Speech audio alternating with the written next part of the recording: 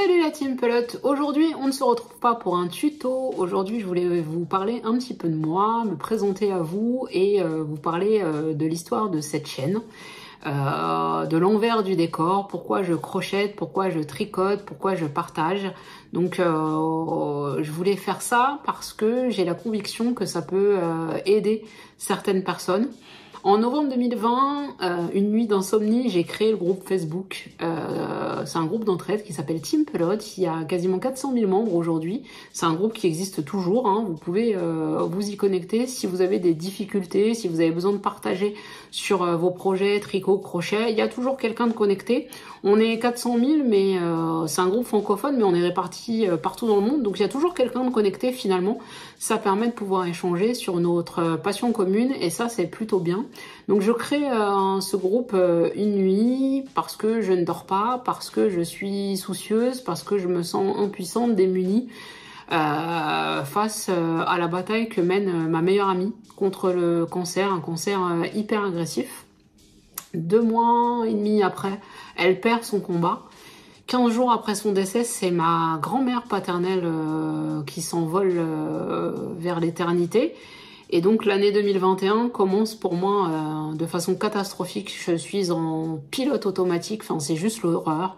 J'avance tant bien que mal, enfin en plus en mal qu'en bien d'ailleurs avec le recul. Et je fais toute l'année 2021 comme ça, je bosse énormément. À l'époque, je suis responsable des ressources humaines dans un grand groupe qui ne me convient pas. J'adhère pas du tout à leurs valeurs, à leur mode de fonctionnement. Donc ça en rajoute un petit peu à mon malaise. Mais en tout cas, j'avance toute l'année 2021 comme ça, mais très très compliqué. Mais toujours avec ma bulle de crochet, tricot, le groupe Facebook qui me permet d'avoir une fenêtre sur autre chose. Et donc voilà, sauf qu'en janvier 2022, tout s'arrête en fait. J'ai un accident du travail très très bête et sans gravité d'ailleurs. Je me casse un doigt. Il m'en reste 9. Je continue à tricoter, à crocheter, sauf que en fait, il y a un effondrement tant physique que psychique. Je ne suis plus capable de rien, je n'avance plus, je ne suis plus rien. Voilà, c'est l'effondrement complet, ce qu'on appelle la dépression. Mixé certainement avec un burn-out, enfin la totale quoi. Donc je suis en arrêt de maladie, pour moi ça va durer 15 jours, 3 semaines, en fait ça durera 3 ans. Voilà, psychologue, psychiatre, hospitalisation, traitement, enfin la totale. Mais il y a un truc qui ne me lâche pas en fait, c'est mon envie de faire et de créer. Et donc je continue le tricot, le crochet, et je continue à répondre aux questions sur le groupe d'entraide. Et à force, en fait, je fais ma première vidéo sur YouTube, ça me plaît, j'en fais une deuxième, une troisième. D'ailleurs, quand je regarde les premières vidéos du départ, c'est juste une horreur. C'est horrible ces vidéos, mais en tout cas, il fallait bien commencer. Donc aujourd'hui, il y a entre 150 et 200 vidéos sur ma chaîne. Vous êtes 30 000 à me suivre et je voulais vous dire un grand merci. Parce que vous vous en rendez pas compte, mais en fait, d'avoir tous ces gens qui vous suivent, qui vous soutiennent, qui vous supportent, ça aide en fait dans le chemin de guérison. Ça m'a énormément aidé et créer aussi, continuer à être capable de faire quelque chose de mes mains, ça a été salvateur. Et donc du coup, dans tout cet engouement, il y a 6 mois, j'ai créé ma marque et mon site de vente en ligne. Je voulais d'ailleurs aussi remercier les 200 et quelques premiers clients qui m'ont fait confiance, parce que le catalogue est pour l'instant petit et je vous remercie vraiment pour votre confiance. Ça donne beaucoup de baume au cœur pour continuer. Et voilà comment la chaîne est née, comment ma marque est née, comment tout ça, toute cette aventure a commencé.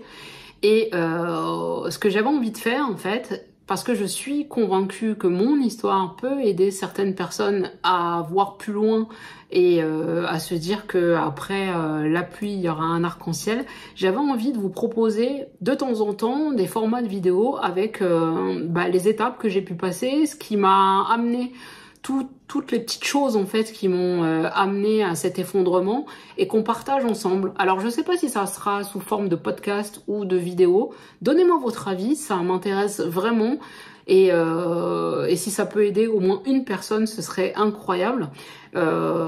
Si aujourd'hui vous vous sentez comme j'ai pu me sentir il y a 3 ans, mais je vous assure qu'il y a une lumière au bout du tunnel, faites-vous aider, c'est pas une honte, vraiment. Avant de commencer d'être suivi en psychothérapie, je disais toujours, mais tous les adultes devraient commencer leur vie en allant voir un psy. Je le disais un petit peu en rigolant, aujourd'hui je le pense vraiment. L'enfant qui est en nous a plein de blessures qui ont besoin d'être réparées et ce serait important qu'on puisse le faire avant de commencer notre propre vie et éventuellement de nous-mêmes donner la vie à un autre enfant et lui transmettre nos blessures. Enfin voilà, tout ça on pourra en parler, c'est des formats de vidéos ou de podcasts que j'ai envie de faire. Dites-moi en commentaire si vous vous êtes retrouvés dans ce type de situation, si ce format de vidéo ou de podcast pourrait vous intéresser et surtout vous aider. Bien évidemment, je continue les tutos, je suis en train de vous en préparer un au tricot. Mais voilà, je voulais me présenter un peu et avoir votre avis sur le sujet. En attendant, je vous demande de prendre soin de vous et je vous dis à bientôt pour une prochaine vidéo. Ciao ciao!